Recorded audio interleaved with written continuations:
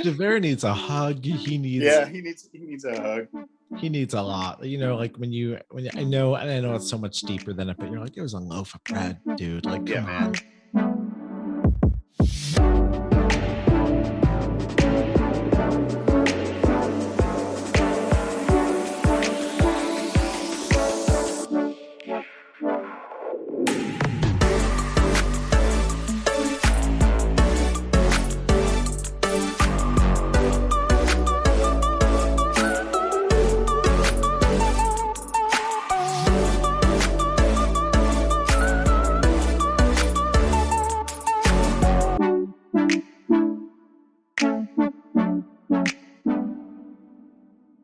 All right. Hi, everyone. Welcome back to another week of Stage Store Medium. I'm your host, Jimmy. Thank you for joining us today. We have a great guest today that I'm so excited to sit down and chat with. Things have been busy here. So if you just watched a couple episodes ago, I was invited to the Hammerstein house, got to spend the night there, which was incredible. There's a couple other opportunities coming up that I can't post about yet, but I'm really excited to share with you coming up soon. Before I introduce our guest, a really great question that came in, and I'm actually going to ask him for his input on this as well. The question was, are there any facets of the community that you wish you could unsubscribe to, or current like aspects of the community that you're a part of that you don't necessarily agree with? Yes, mediumship is interesting because you have to remember, like with my spouse being a photographer, I almost feel like they're oversaturated in every city that you're a part of. And I can see how competitive it is for a photographer in any state, or any town. For mediums, it's also interesting, but it's the opposite. I feel like because there are so few mediums, sometimes the temptation is there to feel like they have to compete with the other mediums for business. I was just having this great talk about this with one of my friends, and she was like, you know, you have to think about it like you wouldn't want all that business. She's like, you wouldn't want all that work. You wouldn't want to be booked 2 years out, and be the only person in that area that can do that. So I think that would be one thing that I have to consistently, consciously make sure that I'm not subscribing to, is I think the competition within it. That would be, I guess, the best way I can answer it. So first up, I can't even tell you how excited I am to have him on here today. It's interesting because sometimes I don't have the privilege of seeing somebody perform necessarily that I've read, but I have. I've seen our guest in The Sound of Music as Captain Von Trapp, which was incredible. And then I can't even read off all the credits because we will be here for like the full hour reading off this incredible resume. But a couple of my favorites that from Broadway credits. So Dear Evan Hansen, Violet with Sutton Foster, A Little Night Music, a couple different productions of Broadway's Les Mis, the 2006 revival, in addition to, I believe, the original, right? The turntable one. He's not, Yep. so that's a yes. Broadway production of Thoroughly Modern Millie with Sutton Foster. Gosh, countless film and TVs. Just had a recent one with Amy Adams. There's so much that we have to talk about. So please help me in introducing or welcoming Ben Davis to our show today. Hi, Ben. Hello, hello. Good to see you. You too. How have you been? I'm doing very well, thank you. Trying to enjoy the summer and not wanting to see it go. I know. What's the weather like there today? Because we're in a bit It's of a stunning. cold. Yes. Yeah, I mean, it's mid 70s and beautiful. The low humidity. It's supposed to get warmer again, thank God, because I don't want this to be our denouement into fall. I know. But yeah, it's beautiful. Ours is about that right now too. It's so sunny out today. It's about 72. Uh, I will take this weather, but we are just saying we're kind of bored too. Like we want some hot days yeah, going to a pool. So we're getting exactly. I'm Yeah, hopeful. yeah. Gosh, can I ask? I always forget. Were you with Dear Evan Hansen pre-shutdown? Like, were you a part of the company? No, I was not. So I had actually my last gig that I had was an episode of SVU. I had a recurring on Law and Order SVU, and we filmed right up until when they stopped. And there's supposed to be 3 more episodes, I think, left in the season, and we ended up being the season finale. Oh wow! Yeah. So that was what I was doing when COVID hit. And then what have you been up to since? Because I just saw that you did the concert with Betsy Wolf. There were a couple really, I mean, what there were 4? Betsy, Bryce Pinkham, and his wife, Scarlett Strallen. And Ted Sperling was our music director. It was fantastic. it was my first live concert in front of live people in like 16 months. And it felt like my first live concert in front of live people in 16 months. And it was all Sondheim. So it was just lyrics on lyrics.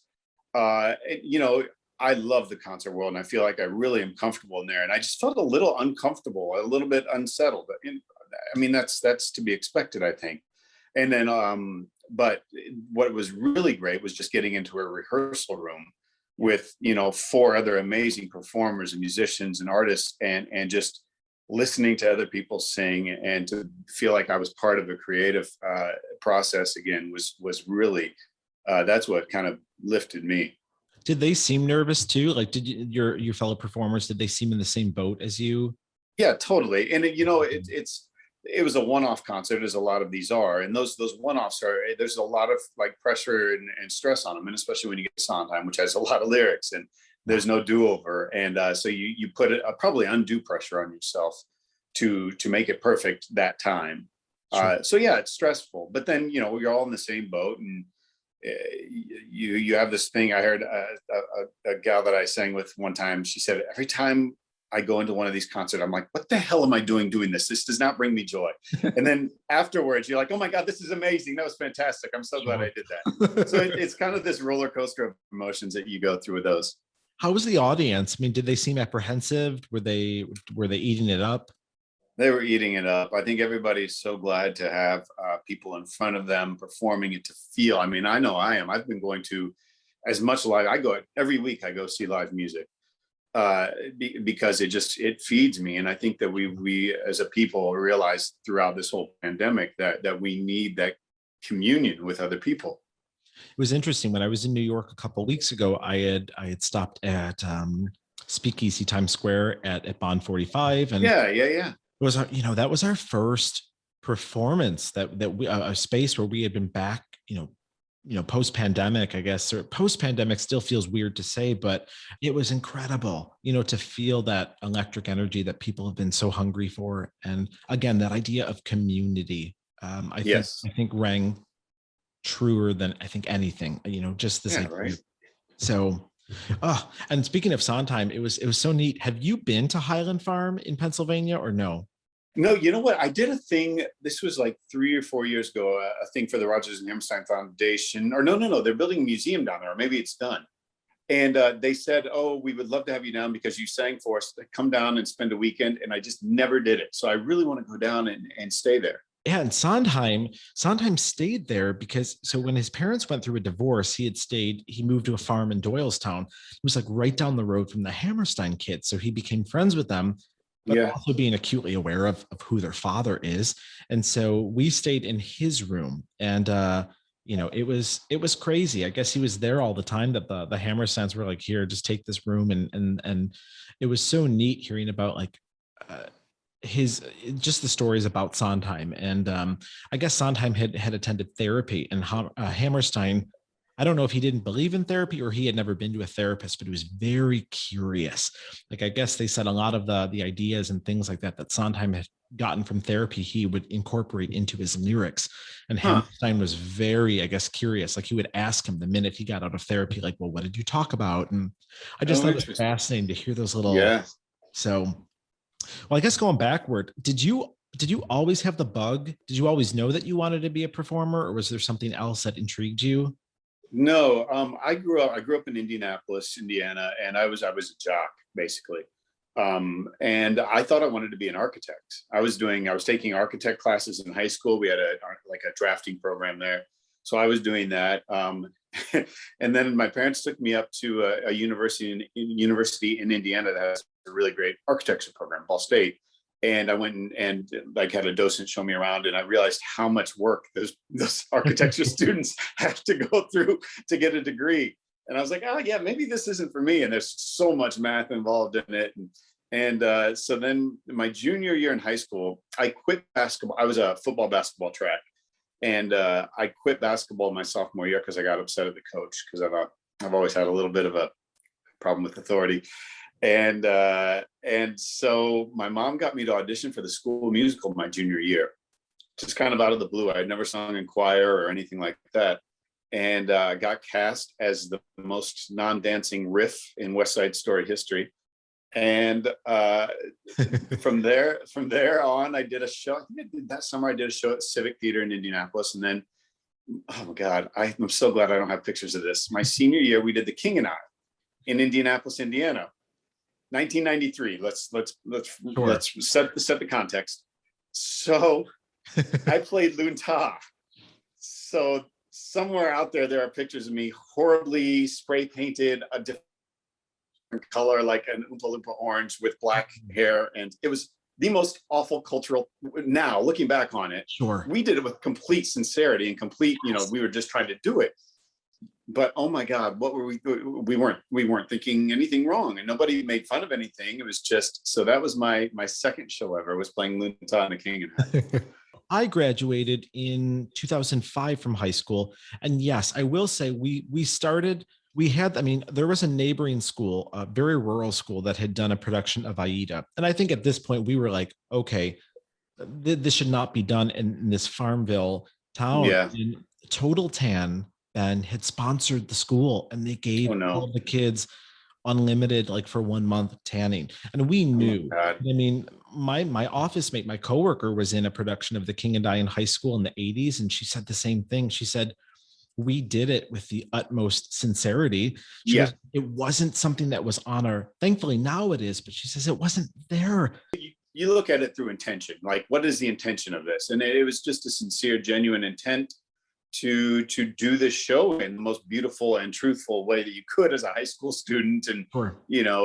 I think the reason we did it is because we were able to get the costumes from the Civic Theater. So it was just easy for them to kind of use those costumes, blend the sets and everything. So anyways, it was problematic now. And so that was kind of my entree into musical theater. And it was incredible two ways, because all of my sports friends were incredibly supportive of me from day one. And they still are. They still come. I was just back in Indianapolis the beginning of the summer, and went over to friends. And I was with friends that I've been friends with for 40 years, 35 years, at the least 35 years, all of them. So that's incredible. And they have supported me everywhere. They come to see my shows in New York. They will travel anywhere to see me. When I'm in Indianapolis with a show, we always get together. So that was amazing. And then I also made all these new friends in the theater world, who were quirky and fun and completely different than these other people, and incredibly accepting. And I think that's, if we're going to talk about what I would unsubscribe to in our society, our community, then I would say that is something that I absolutely want to carry forward. The acceptance, we all come into this profession and to this community with quirks and foibles and strengths and weaknesses and stuff. And, obviously it's like anything else, those aren't always celebrated, but I think to a great degree, those are welcomed. In athletics, there's a quantifiable measurement of success, or especially against peers or whatever. And, this industry is so subjective, and how you individually quantify success is different. And a lot of times you quantify that success in comparison to your peers, which I don't, but again, because it's so subjective, it's an erroneous way to mark your success. That's a good point. Because there's just you have no reason. Whereas in sports, I ran faster, I high jumps higher than this guy. And so, yes, I can say that I'm better than this guy. Yeah. That's just what it is. If I consistently am beating this guy by a mark, a legit mark, then I'm better than this guy. But just because I've gotten a role doesn't mean at all that I'm better than anybody. Or that if somebody else got a role that I didn't get, that doesn't mean that they're better than me. But we will easily convince ourselves both ways, that we got that role, so we're better than this person, or they got that role, so we suck and they're better than me, and I'm never going to amount to anything. The same works in mediumship. I mean, you said it best. I mean, mediumship is really not quantifiable. So there are days where I think, academically, I did very well in school. So that part still resonates with me. So I think sometimes I will bring in that scientific quantifiable. Ooh, well, I got 88% of, and you can't quantify it, but I will try No, to. sure, sure. Where did you go to school? Went to Butler University, which is a small private school in Indianapolis. I studied voice. Unlike you, I was not the most academic of people. If I liked something, I would really try. I didn't like a whole lot. I didn't like, again, this problem with authority. I don't like to be told to jump through hoops. Unless it's work, that's fine. I'm being paid to do that. You can do that. But if I'm paying, I just went back to school last semester, back to college. And again, I was like, I was paying them and they're telling me all these hoops to jump through. And I was like, no, this does not work that way. So anyways, so I ended up leaving school after 2 years because I was just wasting a lot of my parents' money. And ended up, I was like, I'm in Indianapolis. How am I going to get to Broadway? So I was like, forget this. I went to work for Prudential Securities as a broker's assistant. And I had kind of given it up, even though I had just been offered Rolf in The Sound of Music at Beef and Board's Dinner Theater in Indianapolis. But I turned it down because I was kind of like, no, I'm going to stay away from this. And the branch manager there was worried because he saw that I was an actor. He's like, how do I know you're not going to leave us to go do some production somewhere? I said, well, Jim, Mr. Longstrap, the only thing you'll have to worry about is if I ever get a Broadway show. Otherwise, I'm not leaving. And that doesn't seem like that's going to happen. Cut to a year later, and my mom had gotten me the Chicago Performing Arts paper that had all the listing of the auditions. So I went up there for Phantom of the Opera, got called back for Raoul. I was 21 at the time. Got called back for Raoul, then didn't hear anything. Then 6 weeks later, they called and they said it was Johnson Liff, the casting agent at the time that did Les Mis, Saigon, Phantom. And they said, we're coming back to Chicago with Les Mis. We'd love to see you. I went up there to Chicago again from Indy, which is like 2.5 hour, 3 hour drive. Got called back for Ross. They said, we'd like to fly you out to New York for another audition. My second time in New York. I know it's crazy. It's crazy. I flew out. I came back. I didn't hear anything. One day I'm sitting in the office a couple of weeks later and I get a phone call and they said, Ben, we didn't test to see how high you can sing. We need to put you on the phone. This is 1997. So pre-FaceTime, pre-anything. Need to put you on the phone with our music director in New York. And he's going to play through the passage and you can speakerphone, sing the passage. And it was this for the character of Fouilly, who's like Enjolras understudy. And he sings a high A on top of the barricade. He has this big solo high A. I never had a high A in my life, ever, ever, ever. So I go, oh, shit. So I ran home and I was like, trying to hit a high A. The good thing is there was no face, so I could make whatever face I could squeeze. I could do whatever I needed to do. Dale Reeling, the music director in Les Mis, calls me from the Imperial at half hour. He plays through the phrase twice. I hit it twice, no idea how. I get the call next day. We'd like you to join the national tour of Les Mis in 2 weeks. So it all just kind of, and so I had to go into the branch manager and say, well, here's the deal. I got a national tour, so here's my 2-week notice. So that was 1997. And then did they transfer you to that Broadway production then? Yeah, then I opened on Broadway as Enjolras in 2001, the day before the attack, September 10th, 2001. Wow. Yeah. So it was crazy. And then I played Javert in 2006. So I'd gone off to do other things from 2001 to 2006, but then came back and played Javert. Oh, I'd love to ask you then, because this was a question that came in for both of us. So we're asked, have you ever considered other careers? If so, what made you stay within your current one? So now you're going back to school. Can I ask, I know you told me during our reading, what are you going for again? Just communications, because I was trying to think, okay, what would I like to do that I could use some of the tools that I've acquired doing this? And what I came to was like a media facing job for a creative company like Google or Apple or something like that, where I'm addressing reporters, or I'm on camera, or I'm doing, kind of public relations in that capacity. So that's kind of what I've thought about is putting forth a company message in a media facing job. Is this something that you'd considered even leading up to the pandemic, like a couple of years before, or is this newer? Yeah. I mean, I think that this is obviously caused us all to think about what else we could do. And you know, I think like a lot of people, I thought about real estate just because it's an easy transition as far as, but then I was like, okay, well, let's think deeper and see what else might be there that you would be interested in. I was just talking actually with Tony Esbeck today, and we were talking about theater and how it's still scary now to think about if it's going to really come back and how are we going to live. Coronavirus is here to stay. I mean, COVID is here to stay. So how do we live with this, and how does theater exist within this world? And is there a future for us? And then it's a very kind of unsettling time as things start to come back. It's unsettling because you're not quite on solid ground yet. So I was just trying to think of the things that I could do, and I'm 46 years old, and I didn't want to have to kind of think about, you know, the only thing that I thought about doing after I stopped performing on stage, at least, is maybe to go and be an artistic director in a theater, because I feel like I could raise money well and I could do those type of things. And so yeah, this has really caused me to think about what else could make me happy. I've been afforded the opportunity to have a career that I truly and deeply love and am passionate about for 25 years now. And I don't want that to end just because maybe this isn't going to be as viable as it was in the past. So I need to figure out something else that's going to fulfill me. I was just listening to this podcast with Kiala Settle, and she was talking about how the pandemic proved to also be like an ego check as well. Oh, Jesus Christ.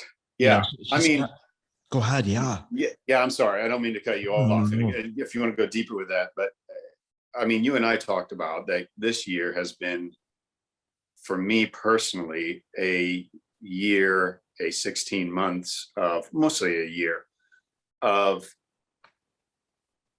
stripping away everything that distracted from having to do any real work on yourself. It was a year of taking who you thought you were and the identity you had formed based on what you do for a living, and the distraction of work. The work is in itself a distraction. Even though you love it and everything, it can keep you from having to, again, do the work that you need to do. And I went through a series of events, a breakup, and kind of hitting rock bottom last summer and thinking I was coming out of that, and then a breakup happening, a solid breakup happening.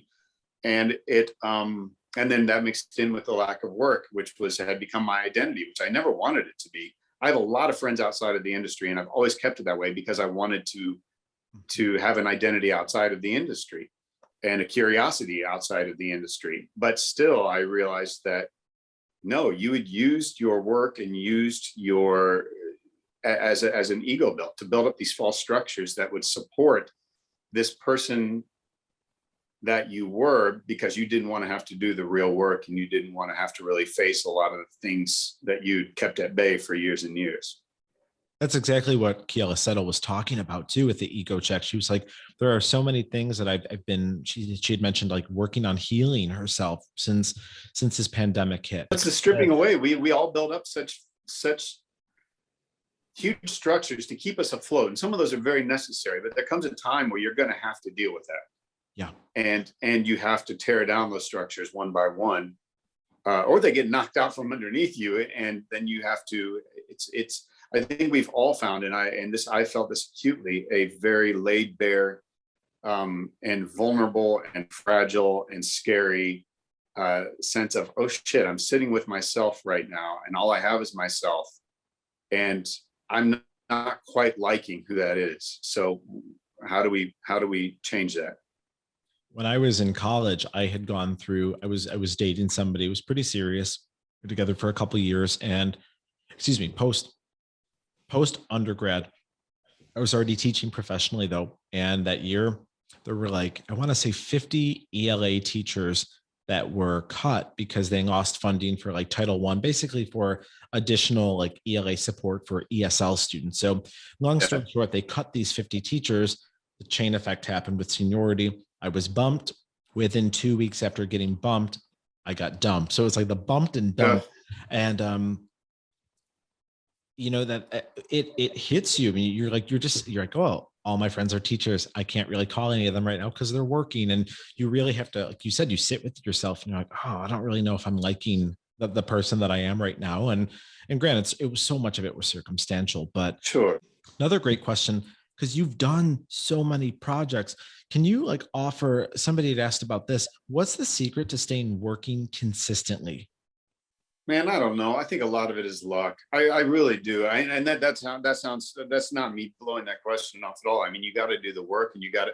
There's so many things that I mean, again, it's easier for me to think of the things that I haven't done that I should have done that would have maybe kept me going at a higher rate or at a greater climb. I think it's like just doing the work you need to do and try to be good to people. And I failed at that because of places I've been in life. But on the whole, just try to be a good colleague and try to always bring out the best in the people that you're working with.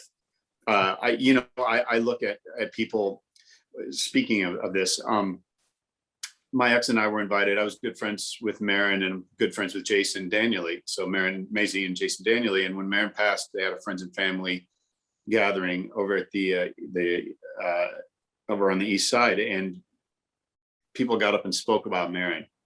And these were the luminaries of our industry. You know, every big name, grand dame and grand, you know, stud that you can think of in musical theater was there. And to a person, they got up and all they talked about was how Marin made them feel. And I think that this is applicable in life and also in our profession. Make people feel good about themselves. When they leave you, make sure that they leave feeling better about themselves. You know what I mean? And that will stay with them. And that's the kind of legacy you always want to leave. And that will create work for you, I think.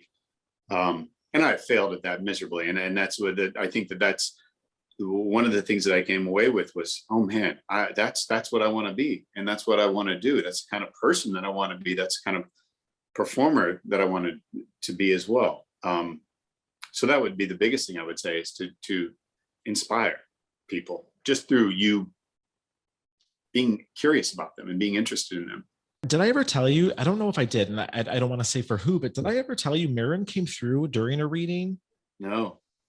She came through for somebody, and I was like, it was so interesting. She did not give her first name. She just said, please tell her that M is here. And then she flashed me a sunflower. So because I think this was a lesson for me though, because some of the folks that I'm reading now, they're like bigger names are coming through. And I think if I were to have seen her, I would have dismissed it, because I would have went, this might be my own subconscious coming into play. Yeah. So I just went, do you understand sunflower and M? And you know, the client was like, started tearing up, and they're like, oh, yeah. I'm almost tearing up. Like, this makes me like get emotional. Well, she literally said, she goes, when you sent me that welcome video about how to prepare, she said, I asked her to come through for today. And I was like, what? So it's interesting. I didn't know that these two people had worked together, and Marin had some very specific stories about a couch that they had shared backstage. I want to say at City Center, but she had some really, it was interesting, like being in her presence. It wasn't like this is what I want to relay to you. It was like, I want to just check in on you. Like, how are you? It was so generous. And that's Marin. So she's so that, and it doesn't surprise me that she came through, because she is one of those people that in life was such a presence. And even I've told Jason this a lot. I'll go back and I'll listen to her singing, or I'll watch videos, and I'm like, there's no way she's gone. There's absolutely no way that somebody with that much life force and energy, and a voice, and I don't mean a voice, I mean a voice, something to say, and a presence and everything can be away. There's not possible. Well, I guess one final topic, and then I'd love to talk to you about your reading, whatever you feel comfortable sharing. Somebody else had asked, releasing, if we could talk about how do we release ourselves of expectation or disappointment. So have you ever had any performances where you're like, shit, I feel like I let the cast down tonight, or anything like that, and how you release yourself from, I guess, from that? Nightly, I feel that way. I feel like that way about my life on a nightly basis. I look back on the day and I'm like, I really let myself down, or I think it's accepting more than releasing, it's accepting, Sure. right? If you release anything, you release the notion of perfection, or you release the notion that you're going to get everything right. And if you did, that probably means you're not looking hard enough, or you're too easy on yourself. But I think it's the acceptance, Sure. especially in theater, because it's such an ephemeral thing, and you'll have a chance the next day. So I hope the day that you walk away from a performance, you're like, yeah, man, that was it. Killed that. Couldn't improve on that. That's the ultimate performance. You probably need to leave that show, if not the whole entire business, because I don't know that you're going to grow much more from that. Sure. So I think it's the acceptance of imperfection as a means of growth that that allows you to deal with that.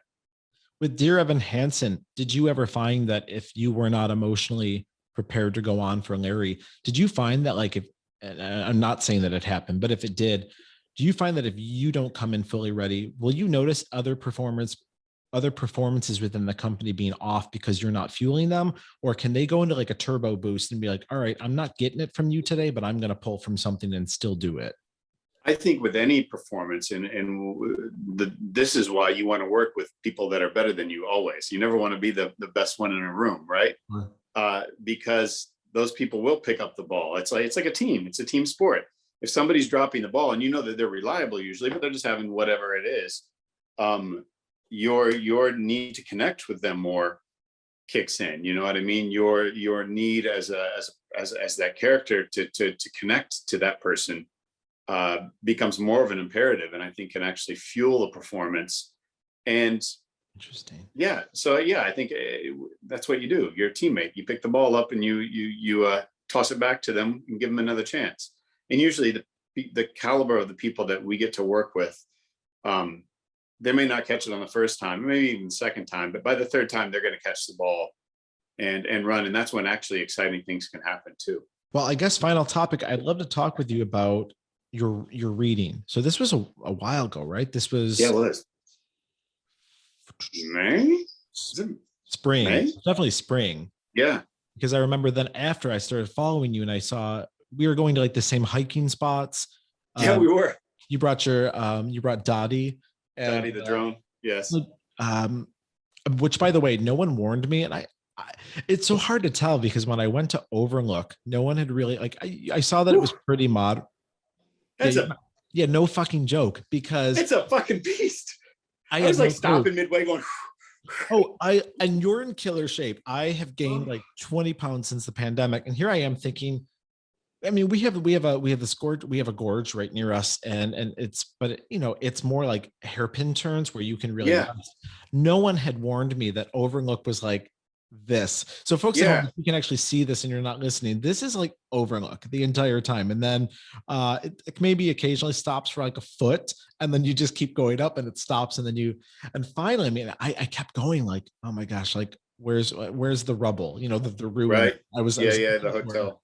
Finally, when you got to the top, like I literally cried and I was like, I don't know if this is from the beauty or just from like sheer exhaustion of like, I had no clue that this was going to like bitch slap me like the entire 2 hours. So did you go to the fire station? Did you go to the fire tower up above that?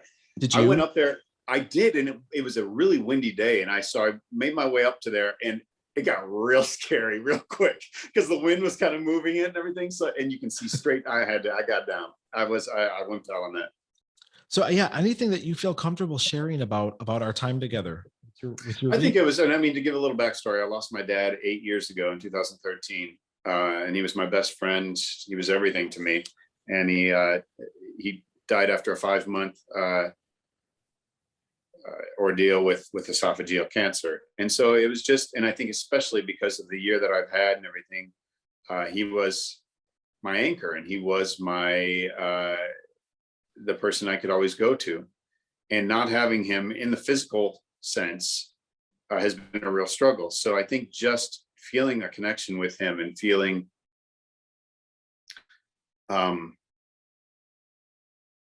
like he was in the room, or feeling like he was thinking of me, was a huge relief, and made me feel very comforted. Your dad's energy was fun. I could definitely now that I'm talking with you and you're talking about this like problem with authority and whatnot, I'm like, Yeah. now I see it. Yep. Now I see the family resemblance. And Yeah. I know there was this one moment when I read you that I didn't know what he was talking about because I brought it up to you and you're like, no. And then I'm like, he's forcing this. I'm like, something about a beach trip. Did you guys do a trip to the beach as a family? And you were like, Yeah. no. And and then you had mentioned that was it the night before? It was like, The night before he passed away. Yeah. So when he got done with treatment, he wanted to go to Florida. And we found out later that he had told his best friend that he wanted to go there so he wouldn't die at home. But we went down there and we sat on the beach, and I had to help my dad walk to the beach at this time. He was jaundiced. He couldn't, and he was a very proud guy. He was a jock. And yeah, I knew that he didn't like people seeing him that weak and everything, but he sat on the beach, and me and my brother and his now wife played paddleball on the beach and everything. And my mom told me that Dad looked over and said, "I've been dreaming about this." And so yeah, we start crying. I'm so sorry. No, it's okay. It's good. So that was and that was the day before, the 2 days before he died. Yeah, that was a seminal moment. And I mean, that Boca Grande, Florida will always be a place. The first 2 years that after he passed, I was down there on New Year's and I went and sat on the same beach and just kind of thought about him.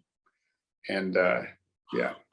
So that's why he brought that up, because I'm like, Yeah. this feels he would not let it go. I was like, this feels so important to him that he's bringing this up. Because there's times where, like, when I'll say things and clients don't connect, I will always write it down. But if it feels like it's like being pulled out, I'm like, nope, I can't. And I always feel bad sometimes, because you're in a reading, you're dealing with heavier topics of death and loss. And I feel bad to sometimes be like, I'm sorry, if 2 minutes later, I'm like, I got to go back to this topic. Do you understand this? And Yeah. where did the pizza thing come about? Because I remember he talked about Italian food or something like that. Yeah. So did he have cookathons, or did you, like, what's this pizza thing? No, my dad was a pizza hound. Like, the dude, he'd come here, and it's funny because a friend of mine posted a picture of them at my dad's favorite pizza place, which is John's on Bleecker. And if they came to town, I used to live in the West Village. If they came to town for 7 days, we would eat there at least 3 days of the week. Yeah. Pizza is just, I mean, and I'm a chip off the old block that way. So what I started doing is on his birthday, which is February 4th, which is also World Cancer Day. I started having like this pizza for Howie or pizza for Howard thing. And if people tagged themselves eating a slice of pizza for my dad, I would donate $1 to the American Cancer Society. And so it was just a fun way to kind of memorialize Dad and celebrate Dad. And we raised a couple $1,000s here and there because I had friends that would match. Yeah. So it was just a cool way to kind of celebrate him. I'm with your dad on pizza. I view every pizza place that I have not eaten at as just like a future adventure. Like, right. This week I had way too much pizza. I saw a couple different friends, and then we went to a drive-in to go see the Breakfast Club, and they had different pizzas. And I'm like, I should be bringing something healthier, but I'm like, oh, I've never eaten from this one. I'm like, it's a cultural experience. I'm like, I need to. I'd be rude if I didn't try it. What's the best piece of advice that you can still hear your dad give you, or something that still rings true from him? That's so easy. And I said this in his eulogy that I gave. And it's something that I always say to myself. My dad would always just say, whenever I would call freaked out about anything, he would always just say, "It's going to be all right. I have all the faith in you in the world." And it was in my eulogy, I say that it wasn't like some hyperbolic statement where he was trying to get me to believe it. It was just a statement. It was just this, yeah, as sure as you wake up in the morning, or sure as the sun will come up, you'll be all right. Yeah. I have all the faith in you in the world. And if you can find one person in your life that believes that about you, one, you're very lucky, and two, you got it made. If you can find that one person that really truly feels that way by you, and it can impart that in a way that doesn't seem like disingenuous or them feeling like they have to tell you something in the moment to make you feel better, but it's just a deeply ingrained belief that they have. That was my grandmother, Yeah.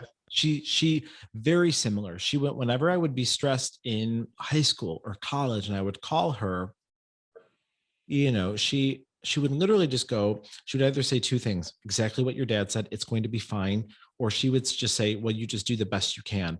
And it was so interesting how to have somebody else give you that expression is the most freeing thing that somebody can give you. Is just, and it's funny, I have it written down in my studio now with some of these opportunities that have been coming my way. I'm so grateful for them. And then right after I hang up the phone, I go like, oh shit. Like, what did I just say yes to? Like, I get terrified. And then I play back that voice of her just going like, just do the best you can. And it wasn't like I'm going to pacify him telling me this. It was like, and then come to find out the older I got, the amount of things that she had been through that, she had never spoken about, like, right. I want to say 6 or 7 miscarriages where they were really far along and, estranged from a sister and this and this. And so for her to go, it's going to be fine. You do the best you can. It every day it rings true. So yeah, absolutely. It was a real pleasure to bring through your dad. His energy was just so, it was funny. It was like strong, slightly irreverent at times, lovely. So I'm very grateful. Good man.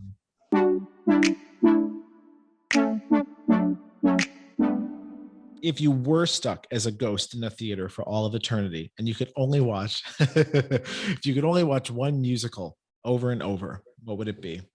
Oh God, what's the shortest one? Right. Let's see. Oh, do I want Catharsis or do I want Color Purple? Color Purple with Cynthia. It's the only show I paid house seats twice for, and I would have done it. And the rest of that cast was spectacular, but just blew me away. What about the shows that you've done? If you could rewatch one over and over, of all the La Boheme. No, did you do that with? I want to say yes. Did you do that with Patricia Phillips? Yeah, absolutely. Yeah, she was a guest not too long ago. She's great. She's great. Awesome. That was the most beautiful show I've ever been a part of, and unique and special. And I would watch that. And the good thing is I got to watch it because I was double cast. My role was double cast, so I only had to do 4 shows a week. So I actually could come in and watch the show. Yeah. I guess other question for you, character that you've played that would benefit most from a medium?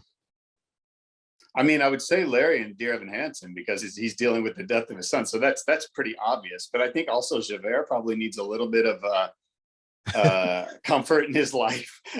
Javert needs a hug. He needs a hug. He needs a lot. Like when I know it's so much deeper than it, but you're like, it was a loaf of bread, dude. Like, come on.